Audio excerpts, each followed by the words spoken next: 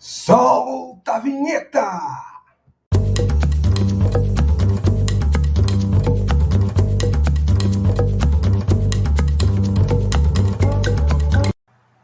Muito bem, já aprendemos sobre o conceito do conjunto dos números naturais e o conjunto dos números inteiros.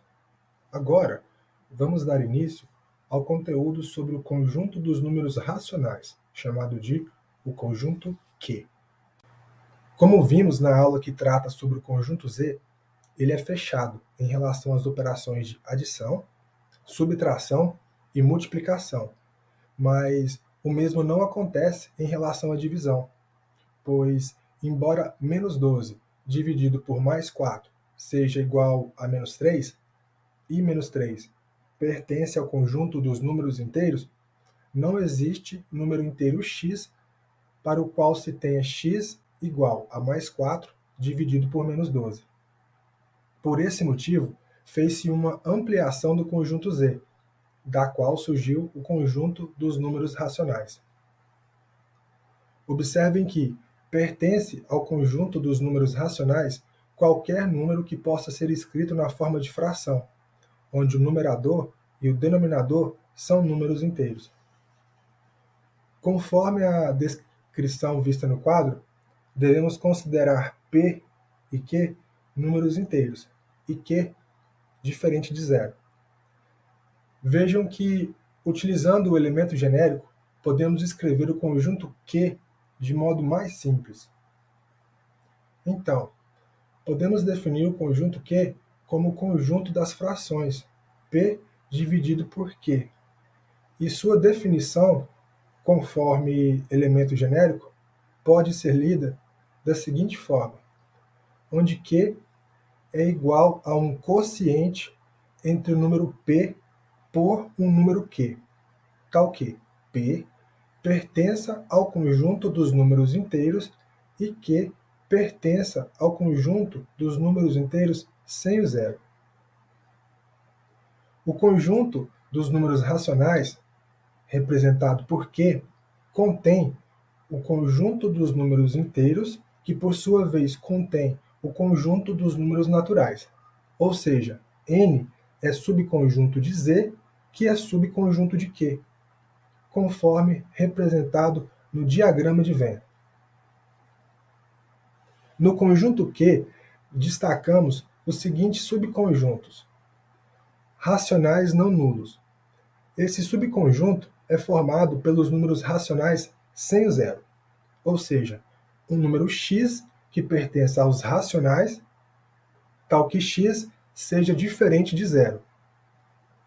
Racionais não negativos. Subconjunto composto pelos números racionais positivos e o zero, ou seja, um número x que pertença aos racionais, tal que x seja maior ou igual a zero. Racionais não positivos. Números racionais negativos e o zero formam esse subconjunto, ou seja, um número x que pertença aos racionais, tal que x seja menor ou igual a zero. Racionais positivos. Esse subconjunto é composto pelos números racionais positivos, ou seja, um número x que pertença aos racionais, tal que x seja maior que zero. Racionais negativos. Subconjunto formado pelos números racionais negativos, ou seja, um número x que pertença aos racionais, tal que x seja menor que zero. Representação decimal das frações.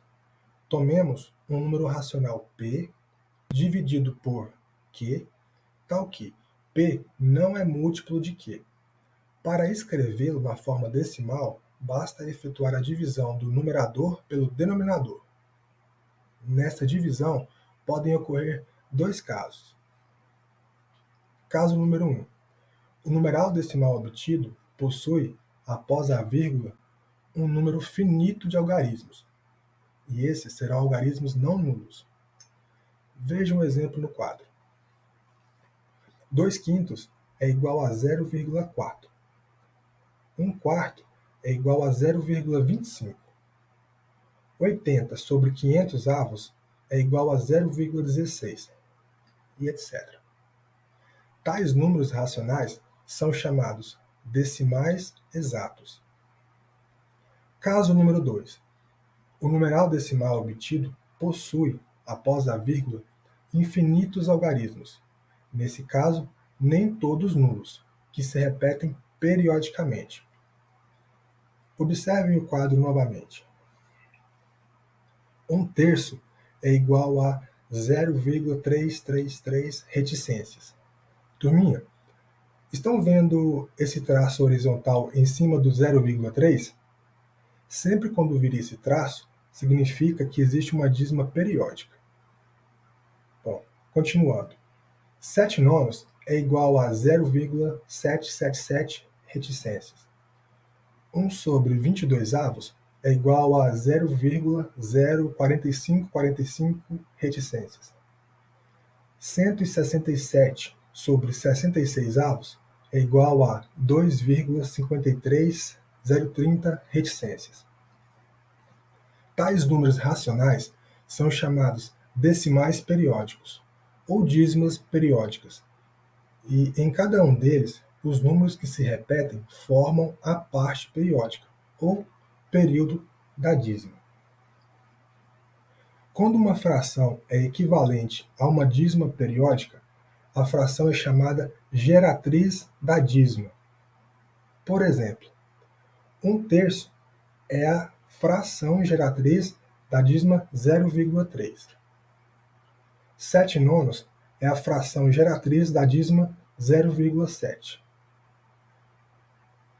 1 sobre 22 avos é a fração geratriz da dízima 0,045, e etc.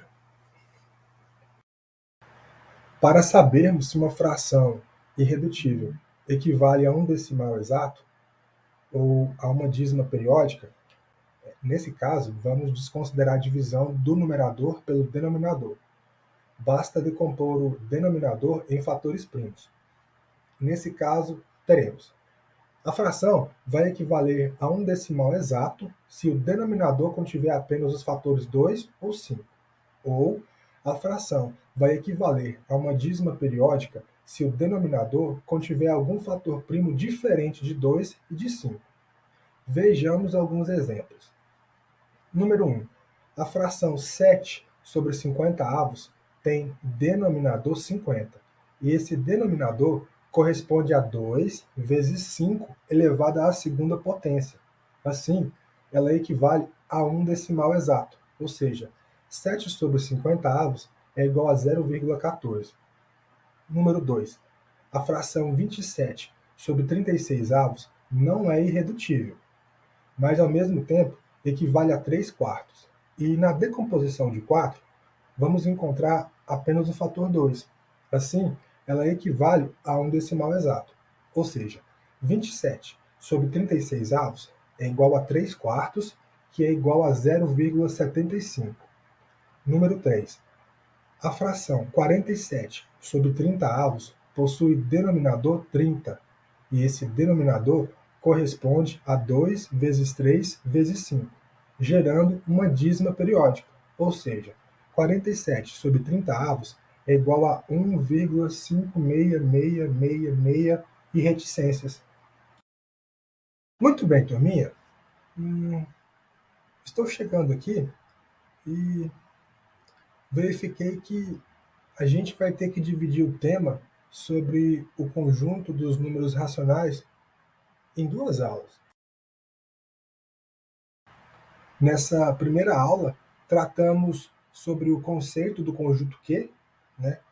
O conjunto dos números racionais, e também tratamos sobre a representação decimal das frações.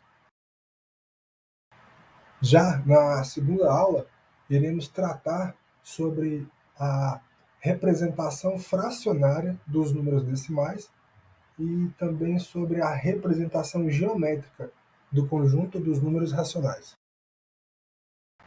E aí, amiguinho ou amiguinha, gostou do conteúdo? Qualquer dúvida, deixe o seu comentário. E lembrem-se sempre, conhecimento é vida. Até breve!